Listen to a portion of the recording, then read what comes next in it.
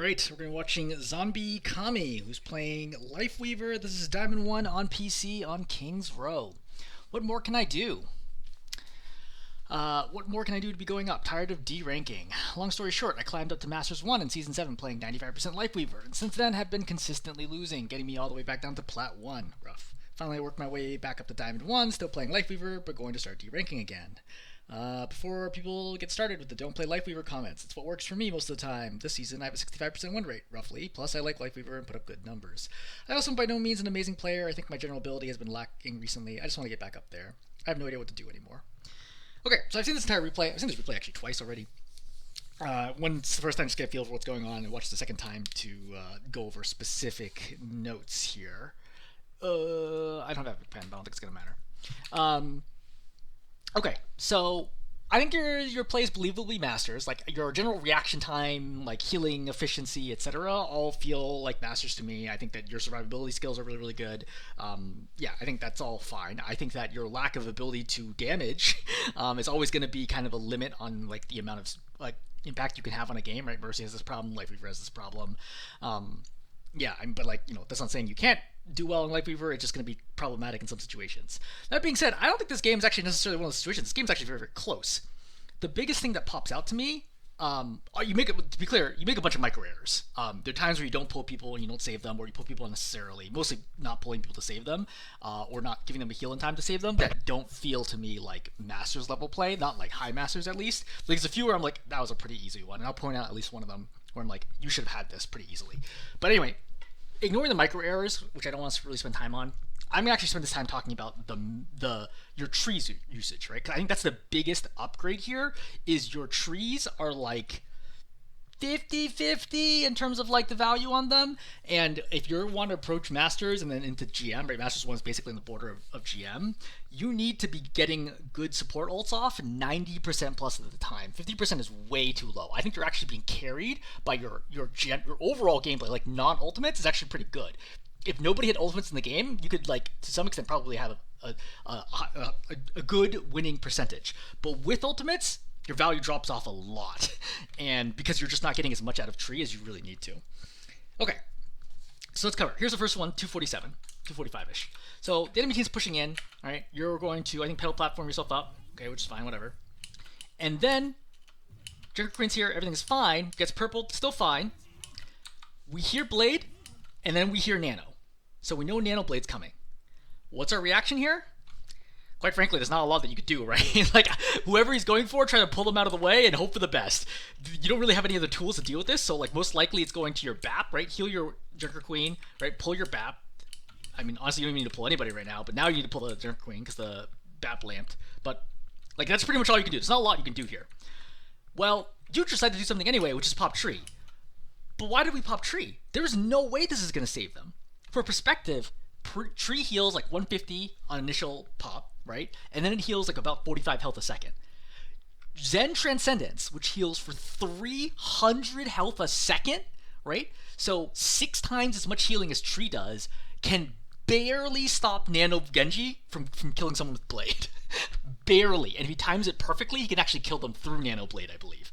So there's no way that your tree is going to do anything here. Like, you had no chance. And the second you threw this, I'm like, what are you thinking, right? Like, remember, this is me as like a GM player. Like, if you want to get to the next level, like, so much of Lifeweaver is going to be about, like, really great decision making, right? Again, all heroes, but Lifeweaver especially because you have no offensive power. Like, you have really great aim, you can carry even with, like, maybe subpar game sense for GM.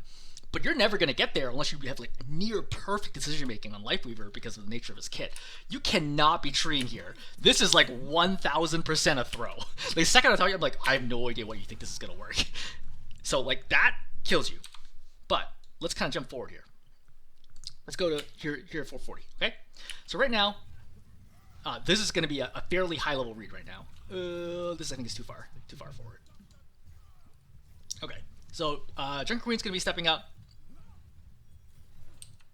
I think, ideally. Yeah, here we go. Okay, yeah. So Junker Queen's gonna be stepping forward. So Junker Queen's clearly committed right now, right? This is a win or die situation. Junker Queen's not escaping from this unless you grip her out. Maybe you're thinking about gripping her out, but like maybe you think that she's also getting pretty good damage in, right? I don't know which health bars you can see at this moment in time. But few notes. Number one here, you could definitely pop tree right now and save the Junker Queen's life. If you pop tree, especially like right in front of her, that probably saves her, right? At minimum, because the Rhine will have to go around it, and then the Lucio's not gonna be doing anything. Especially if you could split the Lucio and the Junker Queen, that's like another option. But like that's enough healing that your Junker Queen's can stay alive for a little bit. That's number one. Number two, you actually have an opportunity to dive and kill the Ana right now. I don't know how much information you have. Again, it's really hard for me to tell in retrospect, like which health bars you have. But the Ana doesn't have sleep or nade right now. You could throw nade at this moment in time, and then you could dash over to the Ana and kill her almost instantly with Thorn Volley. So that would be a really, really big play right now. Now, what ends up happening here is Nano gets popped, and then Blade goes off. But like potentially here, if you pop tree, right, to keep your Junker Queen alive, Junker Queen alive, and then go over, kill your Ana, because no one's gonna come kill you, right? Like they're gonna be super busy with the Junker Queen in this situation. Like no one's gonna come kill you. That frees up the BAP to realize, okay, Junker Queen's all set because he's gonna see the tree go up. That gives him more time to react to the Blade here, right? Then he gets to turn around and be like, oh, okay, like Junker Queen's all set. Because right now he's worried about her dying, which is why he steps forward. See? Because he's like, oh shoot, Junker Queen's super low. He walks forward to be able to hit regen burst on her. And then he's like, doesn't have it to defend against Blade, and then now everything goes awry. I don't know for sure that it would have changed the way this fight would work. I'm just noting that as a play that like is a possibility that you should have considered, especially if you're like feeling, because you guys are getting rolled on defense. So like trying something a little out of the ordinary might be enough to flip things around. All right, so 527, we're backing up here. The soldier's at 1 health right now. You should expect the Rhine Fire Strike cancel here, or alternatively, like Lucio follows up, or like frankly anything, right? Just a Widow body shot. Not gripping the soldier there was crazy.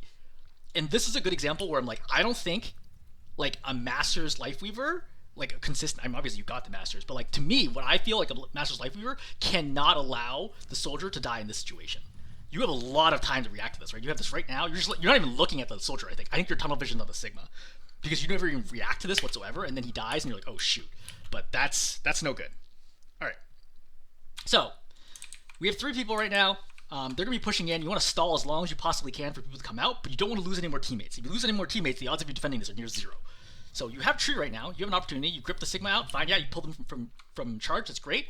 Right now, I recognize Sigma has been pulled away from the BAP. So the BAP is in grave danger right now, and BAP is also low. So I need to think, hey, should I tree right now? So Lamp goes up. Lucio goes in. I see the Fire Strike coming. I see the Genji. Everyone's focusing the BAP right now, which makes sense. Just put tree down. I think you have to put tree down right now. See? And that's another good example of like, look, like you're missing these trees. You know, you're like, the first one was not a good tree. Second one, 50-50 if that's a good tree or not. I think that's a possibility. You could have used it. I think saving it is also okay, right? I'm not sure how it would play out. I'm just putting it as an option. This one, objectively, you should have thrown the tree, right? Now the tree is too late. You don't have a BAP anymore, and now you don't have numbers, right? There's no way you can win a 5-on-2 even with tree, right? You get a third one out, but it's still a 5-on-3. You're still gonna get burned down, and you still end up losing. All right. So let's cover a few good trees. So right now, Ramatra's going to walk into your team. They've popped, I think, beat right here, right? Ramatra's in. You're going to pop tree, right? Obviously people were low. Yeah, I think this is a good tree, right? Good. 1633. Here's another good tree. So I don't want to make it seem like all your trees are bad. I'm just noting that like even a 50% ratio is no good. Not good enough for high ranks. So we're in overtime right now. People get low. You pop tree. Okay, good. Ideally, you and Lucio do not stack ultimates here right now. But it's really hard, obviously, because you actually even pop it first, or like almost the exact same moment. It's tough to know right there. When you're playing with poppers, you're not going to communicate. One thing you do is check scoreboard and see how close they are. And if you see they're at 100%, they're probably going to pop it because it's an overtime fight, and then you save it. But it ends up not, I think, making a difference. I think you have ultimate by the time the next fight happens. It is true. Good. Okay, so let's talk through what's going on here. We're still in overtime, right? People are on the cart. It's pushing up. They're going to start contesting pretty soon. I don't think you want to be playing low ground right now because you know the Ryan's going to have shatter, right? Ryan gets shatter every 2 fights. You didn't see him shatter last fight. He's going to have shatter in this fight.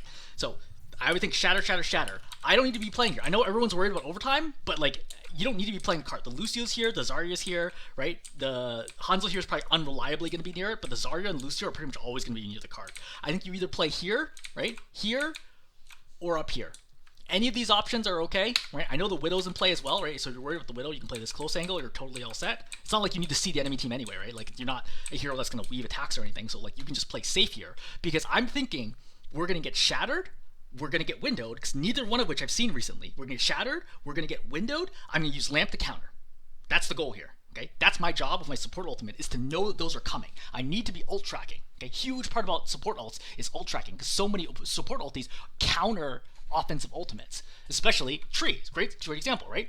I can use Tree to shut down either one of those abilities for enough time for my team to survive. You getting caught in the shatter as Lifeweaver is unacceptable.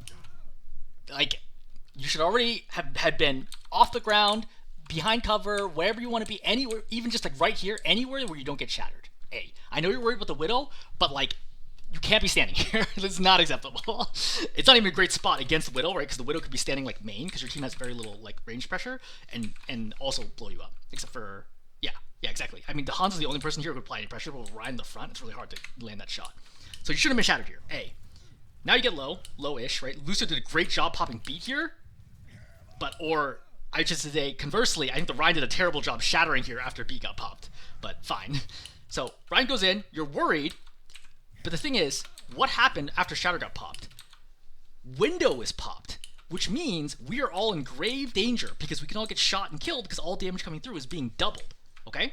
Now, they have a bunch of ranged heroes. Baptiste does 75 damage with his regular burst. That's 150 through the window, okay? There's also the Sojourn here. Sojourn does pretty good damage. I think like 130, 140-ish, like with the regular gun. And the right click obviously does a ton of damage. That's more than enough to one-shot all of your heroes.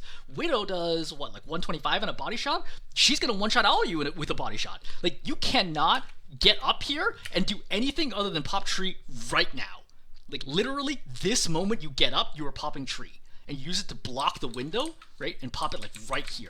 Because otherwise, I think you're screwed, right? The other alternative, you can throw it far enough, would actually be over here. I don't know if you had the presence of mind to think that far, but I think the best call would actually pop it here to prevent the window from doubling damage. But you must pop you must pop Tree right now. And because you don't, you get killed by the Widow. How does the Widow kill you? Is it a great headshot? Is it a great flick shot? No. She literally just is going to body shot you through it, because with Window, the damage is doubled. So it's an easy kill. You can't be doing this, right? This is like an overtime fight. Like, you had so much time to react to this. Look. You get shattered. You get up. 1, 2, 3, 4... Almost 5 seconds go by before you pop Tree. Like, this is nuts. Like, you're not respecting the window at all. You're not respecting the enemy team. Like, you're not respecting the ultimates. I think if you pop window here, I think if you pop Tree here, I think you're good, right? The Ryan died. You guys have 4 people, right, with your tank alive, and Tree's up. I think you just roll through and you take this. I think this is a big mistake. Okay. One more Tree I want to cover. Another good one. So over here, it's actually a 4 and 5 situation. You pop Tree, which I think was a good call here. Like, you just kind of rolled the dice that you had a good strong 90-degree corner and that you'd be able to hold this. I think this actually ended up going fine. They end up killing you anyway with the ultimates, because they have 4 ultimates here. Like, what are you going to do? But I think this is a good tree. After this, I think you die, and then you go Kiriko and Ana. There's a very noticeable skill drop off on both of those heroes. I think if you're focused on winning, I don't think you should play Kiriko or Ana right now. Like, I think that your skill in Lifeweaver is significantly higher than the other two, and if you play them, you are going to reduce the chances of you winning the game, even if it's not looking good otherwise. Like, the drop-off in skill is really significant. Like, when I watch Kiriko, like, all your reflexes are slower, your mechanics are worse, you're not weaving at all. On Kiriko, for example, like, you're missing Suzu's. Like, either grind it out and, like, make her actually, like, comparable to your Lifeweaver, or just don't play her at all if your primary focus is climbing. Alright, I'm going to stop there. Hopefully this is helpful.